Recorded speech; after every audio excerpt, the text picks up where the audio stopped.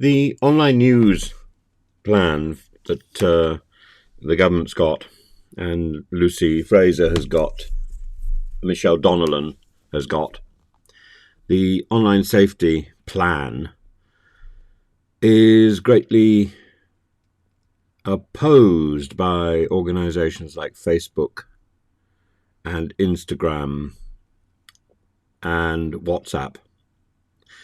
And we see today just how petulant, how spiteful, how determined they can be as organisations should they choose to rebel against the national government's decisions. So we see it in Canada, and President Trudeau has accused Facebook of putting profits ahead of people's safety. What Facebook has done has just simply closed down its operation and refused to help.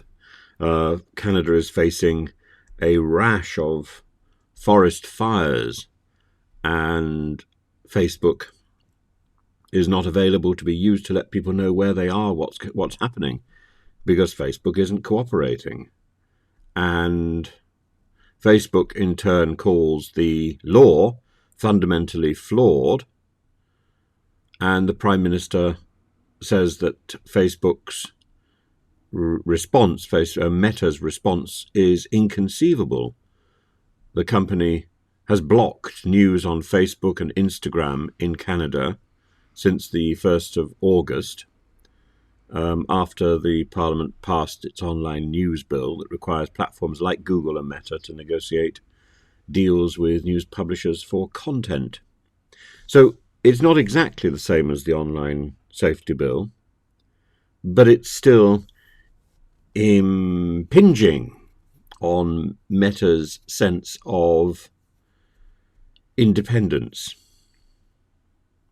So I think that we're going to end up in a frightful mess, the same sort of thing, because Facebook, Meta, does not care. And I remember when I got hacked quite badly on Instagram, and I was a bit sort of anxious. I thought, oh, what's gone on? My Instagram identity has been compromised. Somebody else is there. And then I got telephoned by a person who demanded money, and it was quite an interesting experience. And I refused it. I pointed out I was too poor, which is fairly true. At the time I was teaching in a school, so I was barely able to keep going. And certainly the money I earned didn't cover my mortgage. And I found that the way to get my account back was to go through Facebook, and it was impossible. The only way I managed it in the end was with the help of another teacher. And I can't remember what he did, but it was sort of magic. And otherwise I would still not be on Facebook or Instagram. And since that time, I've been very wary of Instagram. But you can't get hold of anybody. You register a complaint and nothing happens. You ask for help and nothing happens. These organizations are utterly self-centered. Utterly.